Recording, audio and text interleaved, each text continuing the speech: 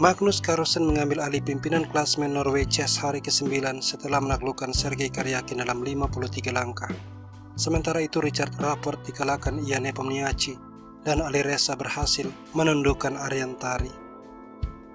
Game melawan Karyakin terjadi dalam tema pembukaan Ruy Lopez, varian Berlin Defense.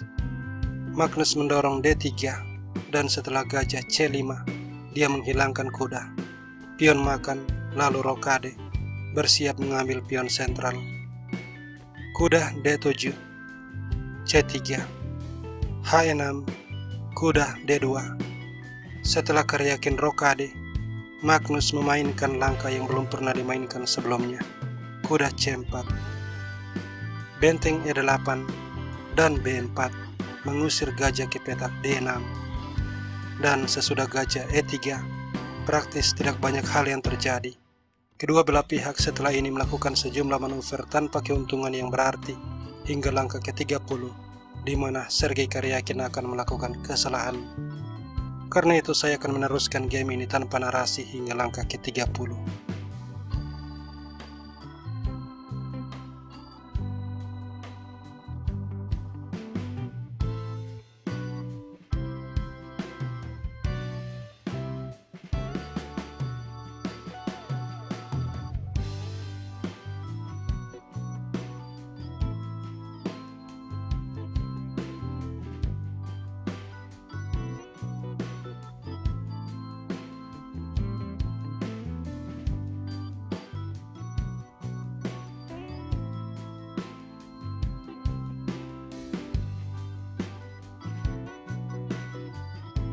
Kita sekarang berada di langkah ke-30.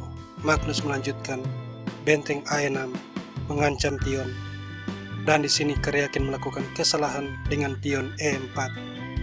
Magnus mengambil pion dan Karyakin menukar pion. Lalu setelah kuda makan pion mengancam menteri, Karyakin melepaskan sebuah langkah jebakan gajah H3, mengorbankan menteri, yang mana kalau menteri diambil, benteng makan benteng, skakmat. Magnus melihat hal ini, dia melangkah benteng F2. Sekarang dia siap mengambil menteri.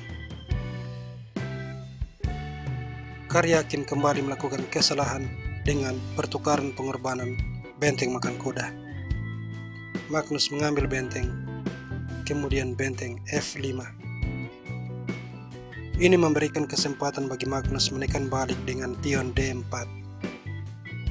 Setelah menteri makan pion, benteng mundur mempertahankan pion F. Benteng F7, lalu benteng E3. Dan setelah gajah F5 menyerang menteri, Magnus yang sudah unggul material mulai menerapkan permainan posisional dengan mengadu menteri. Menteri menyelamatkan diri. Kemudian benteng E1, benteng D7, dan menteri E3. Pada langkah ke-40, Karyakin kembali melakukan kesalahan dengan benteng D4, memberikan Magnus kesempatan menaruh menteri di petak G5, mengadu menteri sekaligus menyerang gajah dan pion. Ini memaksa Karyakin harus menukar menteri. Setelah gajah makan, benteng makan pion, dan benteng B2, B5, raja F2, pion C5, pion ditukar, benteng makan, dan benteng C1, benteng D5, benteng D2, kembali mengadu benteng, dan Karyakin lagi-lagi melakukan kesalahan dengan menerima pertukaran, gajah makan. Dan sekarang kekuatan serangan balik Karyakin hanya berpusat pada pion bebas di file B. Oleh karena itu, jika Magnus bisa menghilangkan pion ini, maka dia akan memenangkan permainan. Di sini Karyakin meneruskan kuda E5, mengancam forking, tapi benteng C7. Dan setelah B4, benteng B7. Pada langkah ke-50, Karyakin lagi-lagi melakukan kesalahan dengan gajah ke petak E6. Magnus menyerang gajah dan kuda. Kemudian kuda melakukan skak, Raja E3. Dan setelah gajah ke petak C4, Magnus menaruh raja di petak D4, mengancam gajah. Karyakin langsung menyerah, karena kalau kuda melindungi gajah, pion bebas akan hilang. Dan kalau gajah menyelamatkan diri, benteng akan menyerang gajah. Gajah A6, benteng kembali menyerang gajah. Dan setelah gajah menyingkir, kuda akan hilang.